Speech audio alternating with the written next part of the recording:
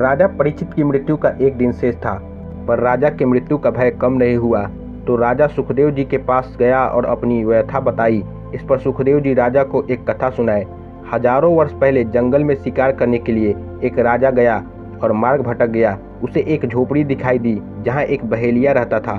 बहेलिया ने अपने घर पर मलमूत्र का एक स्थान बनाए रखा था और खाने के लिए जानवरों का मांस झोपड़ी के छत पर टांग रखा था। यह झोपड़ी बहुत छोटी और गंध युक्त थी। राजा ने नहीं चाहते हुए भी रात भर झोपड़ी में ठहरने की विनती की तो बहेलिया बोला, मैंने पहले भी भटके हुए यात्रियों को आश्रय दिया है, परंतु दूसरे दिन वह जाने को यहाँ से तैयार नहीं होते हैं। अब मैं इस झमेले में नहीं पड़ना चाहता, इसलिए मैं आपको यहाँ ठहरा नहीं सकता। तो राजा ने उसे वचन दिया कि वह ऐसा नहीं करेगा, परंतु सुबह होते होते राजा उस झोपड़ी के गंध में इतना युक्त हो गया कि अब वह यहीं रहने की बात सोचने लगा।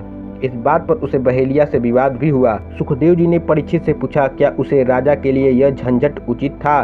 तो परीक्षित बोले, वह तो बड़ा ही मूर्ख था जो राज्य कार्य भूलकर दिए हुए वचन को तोड़ते हुए अधिक समय तक झोपड़ी में रहना चाहता था।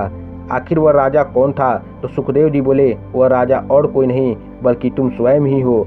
इस मलमूत्र की गुठली यानी तुम्हारा शरीर में जितना तुम्हारी आत्मा को रहना था, अब वह अवधि पूरी हो चुकी है।